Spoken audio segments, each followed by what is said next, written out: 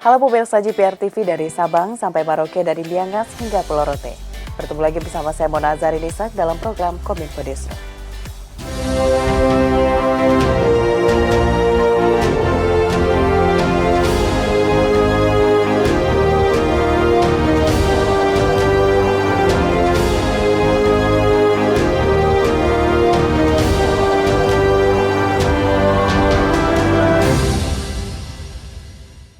Pemirsa, kita ke informasi pertama. Kementerian Komunikasi dan Informatika merilis buku elektronik berjudul Mudikpedia sebagai acuan sumber informasi bagi masyarakat selama masa libur Natal 2023 dan Tahun Baru 2024. Layanan tersebut dapat diakses oleh masyarakat melalui website s.id/mudikpedia.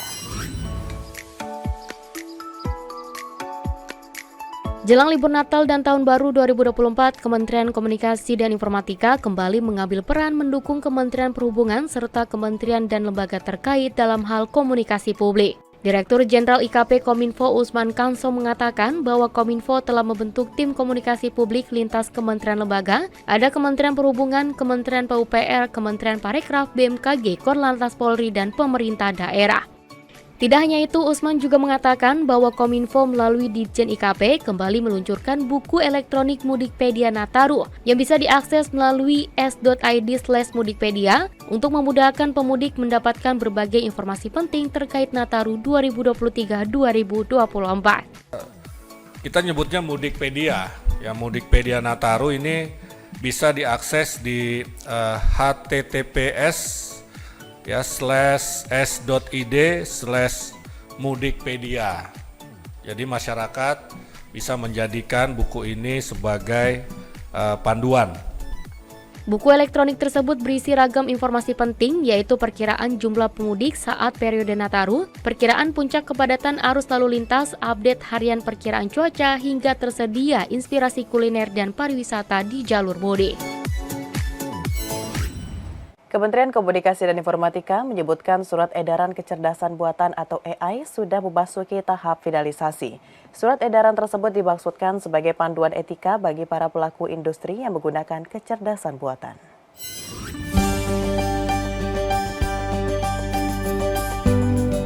Kecerdasan buatan atau artificial intelligence telah menjadi salah satu inovasi teknologi yang mendorong perubahan signifikan di berbagai sektor. Namun penggunaan AI juga memunculkan beberapa tantangan. Salah satunya adalah kebutuhan akan regulasi yang jelas dan kebijakan privasi yang memadai. Guna memitigasi risiko yang mungkin ada, pemanfaatan kecerdasan buatan atau artificial intelligence memerlukan tata kelola agar dapat dilakukan secara aman dan produktif. Wakil Menteri Komunikasi dan Informatika Nezar Patria dalam acara seminar menimbang perkembangan tata kelola AI di Indonesia mengatakan, Indonesia telah memiliki strategi nasional kecerdasan artificial intelligence dengan fokus pengembangan dan penerapan AI. Kementerian Kominfo juga tengah menyelesaikan surat edaran Menteri Kominfo tentang etika kecerdasan artificial. Surat yang berisi panduan umum nilai, etika, dan kontrol kegiatan yang memanfaatkan AI diharapkan dapat menjadi batu loncatan dalam menyusun regulasi ke depan. Mudah-mudahan akhir bulan ini surat edaran itu bisa kita keluarkan. Saat ini sudah bisa dikatakan 98%, gitu ya, tinggal 2% lagi. Begitu semua proses internal di Kominfo sudah dilalui, segera surat edaran itu akan diluncurkan. Kementerian Energi dan Sumber Daya Mineral berupaya mendorong transparansi data dan informasi industri ekstraktif di Indonesia, khususnya pada sektor migas dan minerba. Industri ini berperan dalam pengaruh dalam proses transisi energi yang berkeadilan. Kementerian Energi dan Sumber Daya Mineral meluncurkan portal data industri ekstraktif di Gedung Sarula Kementerian SDM. Portal data industri ekstraktif nantinya akan menjadi landasan keterbukaan data dan informasi sektor industri minyak dan gas bumi serta mineral dan batu bara.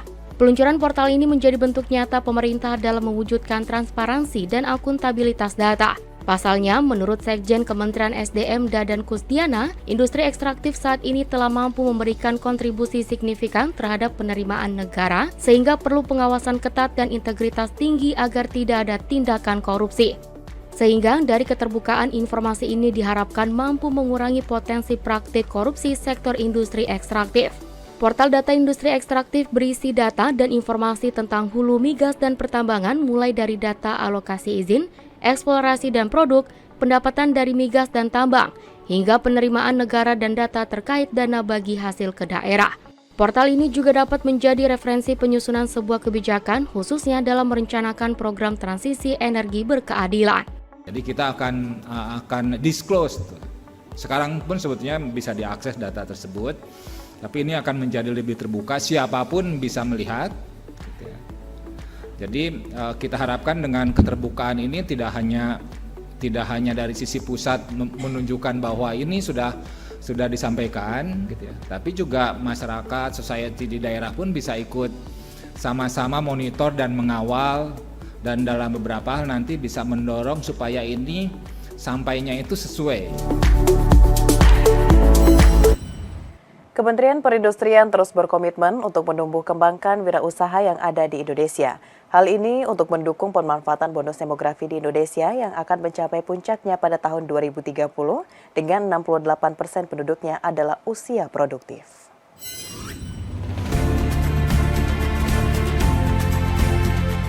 Kementerian Perindustrian terus berkomitmen untuk mendukung pertumbuhan dan pengembangan pelaku industri kecil dan menengah di tanah air dengan memanfaatkan bonus demografi pada tahun 2030 yang 68% penduduknya adalah penduduk usia produktif. Menteri Perindustrian Agus Gumiwang Kartasasmita mengungkapkan hal ini dilakukan sebagai salah satu wujud dukungan untuk mendorong terciptanya wirausaha baru. Mengingat IKM memegang peranan penting dalam penguatan struktur industri dan turut mendorong pertumbuhan perekonomian nasional, utamanya dalam penyerapan tenaga kerja, pemerataan kesejahteraan, dan pengentasan kemiskinan. Saat ini populasi IKM berjumlah 4,19 juta unit usaha atau mendominasi hingga 99,7% dari total unit usaha industri di Indonesia. Selain itu, IKM telah menyerap tenaga kerja sebanyak 12,67 juta orang atau menyumbang 65,52% dari total tenaga kerja industri. Atas kontribusinya yang besar, Menperin pun mengajak seluruh aspek masyarakat, asosiasi komunitas, kementerian lembaga, dan swasta untuk bersama-sama berkolaborasi mendukung IKM Indonesia maju dan berkembang.